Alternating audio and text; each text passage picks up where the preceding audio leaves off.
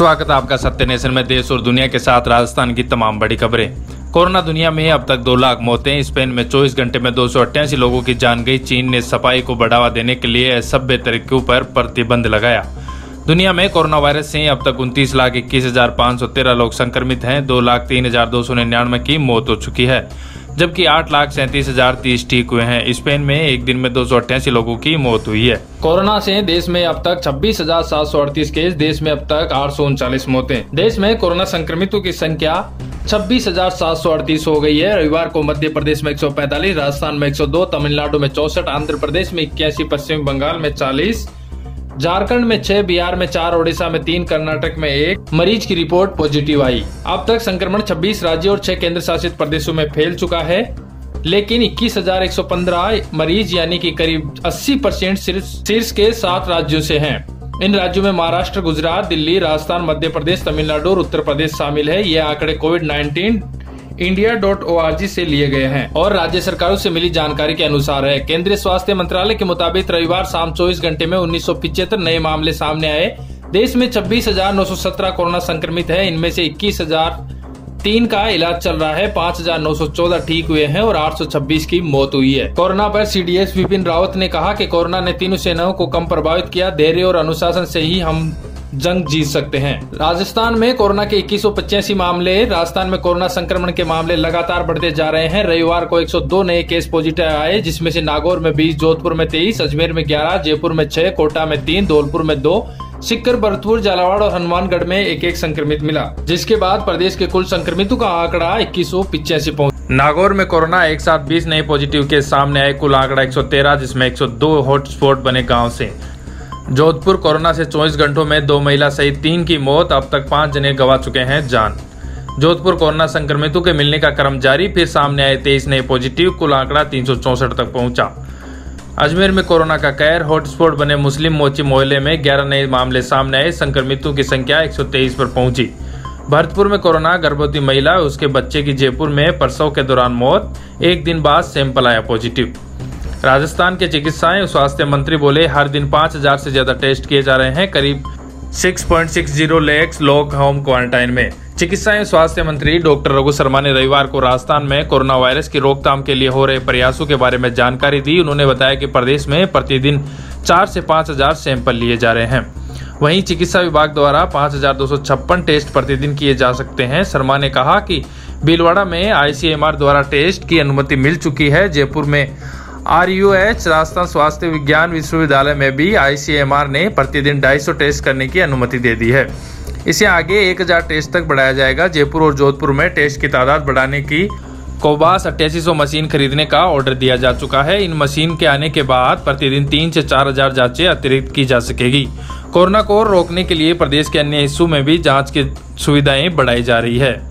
जयपुर में कोरोना का कहर। 6 नए पॉजिटिव केस सामने आए। कुल संक्रमितों का आंकड़ा 800 पहुंचा। 52 हो चुके डिस्चार्ज। राजस्थान की पहल। मुख्यमंत्री अशोक गहलोत ने कहा, दूसरे राज्यों में फंसे राजस्थान के प्रवासियों और मजदूरों को लाने की तैयारी शुरू। सरकारों से बातचीत जारी।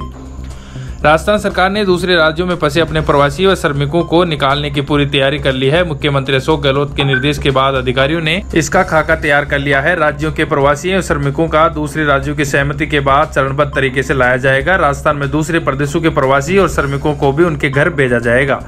शनिवार को VC के जरिए उच्च स्तरीय बैठक में मुख्यमंत्री अशोक गहलोत ने बताया कि प्रवासियों एवं श्रमिकों को हेल्पलाइन नंबर 1800-1806-127 और imiत्र.rajasthan.gov.in के पोर्टल पर ई-मित्र मोबाइल एवं अथवा ई-मित्र कियोस्क पर पंजीकरण करवाना होगा। पंजीकरण के बाद में राज्य सरकार संबंधित राज्य सरकार से सहमति प्राप्त करेगी। पंजीकृत प्रवासी एवं श्रमिकों की संख्या के अनुसार उन्हें तय तिथि व समय पर अपने घर जाने की व्यवस्था की जाएगी।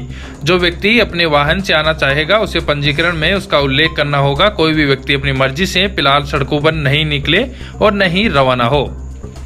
और उधर सचिन पायलट ने कहा कि कोरोना के संकट के चलते वर्तमान विषम परिस्थितियों में मनरेगा श्रमिकों को मिले पूरी मजदूरी और न्यूनतम 200 दिन का रोजगार। 1.13 करोड़ मनरेगा श्रमिकों के हितों के लिए रखी केंद्र सरकार से मांग। जयपुर में उप मुख्यमंत्री सचिन पायलट ने केंद्रीय ग्रामीण विकास एवं पंचायती राज मंत्री श्री नरेंद्र सिंह तोमर को पत्र लिखकर वर्तमान विषम परिस्थितियों में प्रदेश में 1.13 करोड़ मनरेगा श्रमिकों को राहत प्रदान करने की मांग की है। साथ ही ये भी मांग की है कि लॉकडाउन की अवधि के दौरान अधिकतम 100 दिन की सीमा तक मनरेगा मजदूरों को प्रतिदिन प्रति व्यक्ति पूरी मजदूरी का भुगतान किया जाए। और उधर हनुमान बेनीवाल ने प्रवासी प्रदेशवासियों को लेने के लिए रालोपा का ट्विटर अभियान चलाया। सीएम अशोक गहलोत व केंद्रीय मंत्री शाह का किया ध्यान आकर्षित। विगत दिनों भी सांसद हनुमान बेनीवाल ने उठाया था ये मामला। राज्य सरकार व केंद्र सरकार दोनों का किया ध्यान आकर्षित। राष्ट्रीय लोकतांत्रिक पार्टी के राष्ट्रीय संयोजक व नागौर सांसद हनुमान बेनीवाल के आह्वान पर रविवार को रालोपा पार्टी के आईटी विंग ने प्रवासी राजस्थान के मजदूरों व अन्य प्रवासियों को राजस्थान वापसी को लेकर ट्विटर पर डिजिटल अभियान चलाया गया। सांसद हनुमान बेनीवाल ने जारी प्रेस नोट में कहा है कि प्रवासी राजस्थानियों को मेडिकल प्रोटोकॉल को मद्देनजर रखते हुए एक ठोस कार्य योजना बनाकर उन्हें राजस्थान लाया जाए। सांसद ने कहा कि राज्य सरकार ने मार्च के महीने में उपखंड अधिकारियों के मार्फत गांव से प्रवासी मजदूरों तथा अन्य प्रवासियों के आंकड़े जुटाए थे। उसके बावजूद कल पुनः एक माह बाद प्रवासियों की सूचनाएं मुख्यमंत्री ने जिला प्रशासन के माध्यम से मांगी थी। वहीं प्रत्येक विषय को राज्य के मुख्यमंत्री केंद्र पर डाल देते हैं। इसके लिए उनकी खुद की मंशा पर भी सवालिया निशान खड़ा होता है। सांसद ने कहा कि ये वक्त राजनीति से ऊपर उठकर जरूरतमंदों की मदद करने का है। ऐसे में प्रवासी राजस्थानी जिस मानसिक अवसाद से गुजर रहे हैं उसको ध्यान में रखते हुए उन्हें राजस्थान लाना अत्यंत आवश्यक है। उन्होंने कहा कि प्रवासी यहां आकर होम आइसोलेट रहने के लिए भी तैयार है। सांसद ने कहा कि इन संबंध में उन्होंने केंद्रीय गृह मंत्रालय तथा प्रधानमंत्री कार्यालय को भी अवगत कराया है। वहीं राजस्थान के मुख्य सचिव से भी इस संबंध में बात की है। गौरतलब है कि सांसद हनुमान बेनीवाल ने तथा पार्टी के कार्यकर्ताओं ने प्रवासी राजस्थानियों की वापसी के लिए केंद्रीय मंत्री अमित शाह तथा मुख्यमंत्री अशोक गहलोत को ट्वीट करके मांग की है। प्रवासी राजस्थानियों की मांग को लेकर ट्विटर पर चलाए गए इस अभियान ने राजस्थान सहित देश के प्रमुख मुद्दों में भी जगह बनाई। उन्होंने कहा कि सांसद हनुमान बेनीवाल ने मुख्यमंत्री अशोक गहलोत को ट्वीट करके राजस्थान की सीमावर्ती जिलों सहित विभिन्न जिलों में क्वारंटाइन किए गए प्रवासी राजस्थानी मजदूरों व अन्य लोगों को उनके घर तक छोड़ने की मांग की। सांसद ने कहा कि इस मांग को बार बार दोहराने के बावजूद राज्य सरकार के जिम्मेदारों ने कई स्थानों पर तो क्वारंटाइन की अवधि पूर्ण कर चुके लोगों को पैदल जाने पर मजबूर कर दिया। वहीं कई स्थानों पर अभी तक क्वारंटाइन कर रखा है, जबकि वो 20 दिन से अधिक समय अवधि पूरी कर चुके हैं। बेनीवाल ने कहा कि ये मामला तो संपूर्ण रूप से राज्य सरकार का है, इसके बावजूद इसमें लापरवाही की गई। और उधर केंद्रीय मंत्री कैलाश चौधरी ने लगाया राजस्थान की कांग्रेस सरकार पर किसानों के साथ सौतेला व्यवहार करने का आरोप। कृषि राज्य मंत्री कैलाश चौधरी ने कहा कि केंद्र के निर्देशों और सहायता राशि की अवहेलना करते हुए गहलोत सरकार ने बरती ढिलाई। केंद्रीय कृषि व किसान कल्याण राज्य मंत्री कैलाश चौधरी ने रविवार को अपने आवास से वीडियो कॉन्फ्रेंसिंग के माध्यम से प्रेस वार्ता को संबोधित किया। इस दौरान केंद्रीय मंत्री चौधरी ने केंद्र सरकार द्वारा कृषि क्षेत्र में प्रारंभ की गई विभिन्न योजनाओं एवं लॉकडाउन के दौरान किसानों को सुविधा के लिए उठाए गए विभिन्न कदमों के बारे में जानकारी प्रदान की। कैलाश चौधरी ने प्रेस वार्ता में राजस्थान की कांग्रेस सरकार पर गंभीर आरोप लगाते हुए कहा कि गहलोत सरकार कोरोना को परास्त करने के लिए पूरी तरह विफल रही है और उसने इस दौरान किसानों के साथ भी सौतेला व्यवहार किया है। और बने रहिए लगातार बड़ी खबरों के लिए सत्य नेशन पर। अगली खबर लेकर फिर हाजिर होंगे। तब तक के लिए जय हिंद, जय भारत। स्वच्छ रहिए, सतर्क रहिए, घर पर रहिए, लॉकडाउन का पालन कीजिए, जिससे कोरोना की इस जंग में हम जीत पा सकें।